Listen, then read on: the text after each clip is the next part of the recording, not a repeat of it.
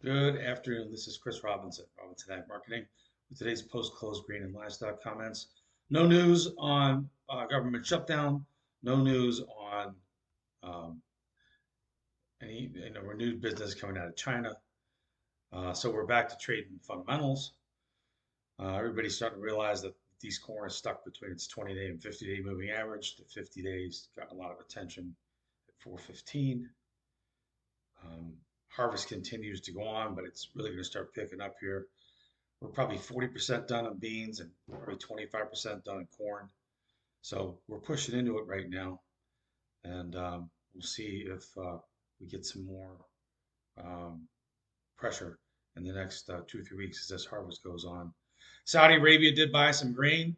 They kind of peppered the infield. They bought it around the world. Nothing really to write home about there, although it's positive to see a little bit of action going on there. The grain, but remember, they get, most of their grain they're going to be buying from areas that are closer to them. So, with that being said, we'll get right to the changes for the day. D's corn up 2 3/4 cents at 421 3/4. If you read the letter this morning, you know I'm watching the 20-day moving average, like everybody else out there, and I called this morning. This morning's letter was basically sideways muck. We are in the muck right now. MUCK. M as in Mary. November beans down 1/4 cent. Again, we had a 10-cent range, finished at 10.17 3/4, down 1/4 cent. December wheat Chicago finished down 2.5 cents, 5.12 3/4. And we'll see what happens tomorrow with the promised news event.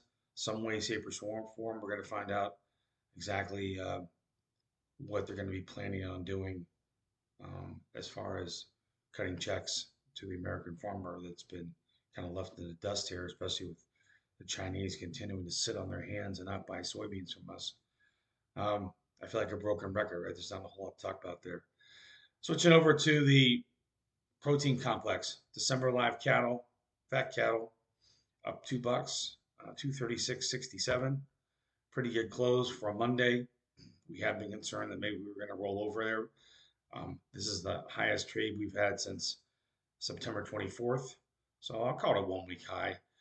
Nothing really changes for D's fat cattle until we get re-challenged 240 and then the contract high, which is at 243.5. We're kind of in a little bit of a wedge here. Again, very technical. There's nothing worse than trading technical stuff, I can tell you. I've been doing this for 33 years. It's much more satisfying to trade a demand market or a market where you really have a reason for your position. Um, all in all, it's a pretty good day for long cattle. And just last week, we were concerned, when when they mentioned reopening the Mexican border and bringing more cattle up here, the feeders dove lower, right? We had a gap lower. Today, we blew through that gap. That gap didn't matter very much. We've been watching that as a potential resistance. And today, November's feeders filled that gap. The gap had been at 357 and change. Today we settled at 360.8, up over $5.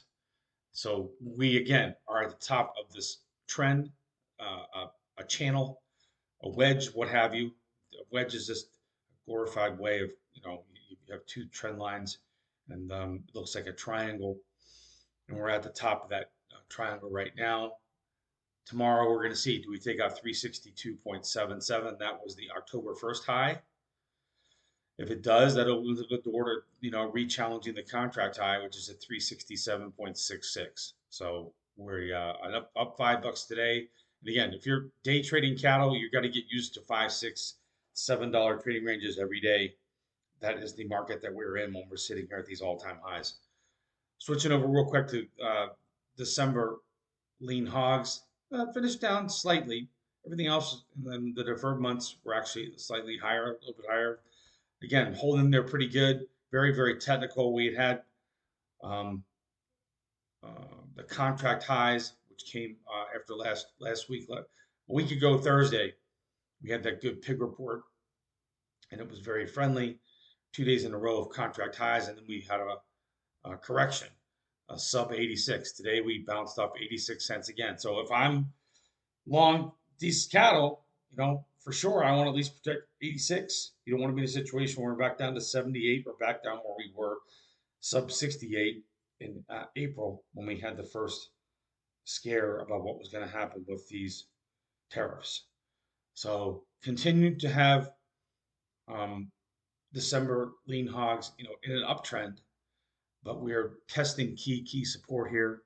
And again, I would want to make sure that I have a plan that you've got something close to 86, 85 cents protected with a defensive put.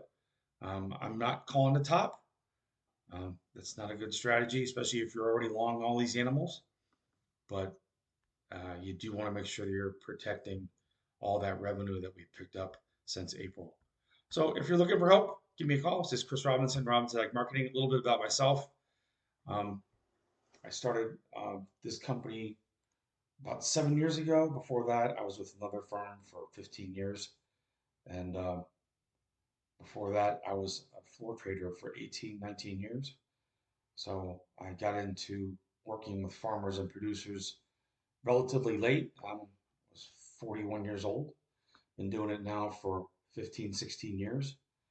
I like to think that my experience trading for my own account for 18 years in the floor, surviving down there, I think that I can help you manage your position. And that's really what we're trying to do here. If you are a farmer or producer, if you are, um, in the ag, long the ags, right?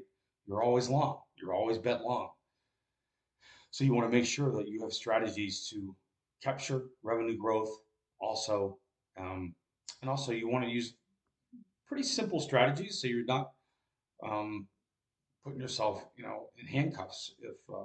If you're using futures as a hedge, it can be great, but can also put you in a situation where you locked out yourself from participating in higher prices. The whole idea is to defend revenue, keep your upside open, because at the end of the day, there's only one thing that can hurt you, and that's lower prices before you sell either your animals or your crops. So that's exactly what I built this program about. It's all about trying to keep you in position so you can make better cash sales. I realized I always talk to guys, and it's pretty amazing. Lots of times they assume that I don't understand what their basis is. I have customers that have great basis. I have clients that have terrible basis. It all depends on how far you are from the rivers. The basis that's in Montana is a whole lot different than the basis that if you're on the Ohio River, and you know that's the key. So I can't do anything about your basis. That's a localized problem, but we can hedge the flat price, which is what we're here to do. So look forward to talking to you. Give me a call, 312-638-8868. This is Chris Robinson. Have a great day. We'll find out tomorrow if the government's going to open up their checkbooks. Take care.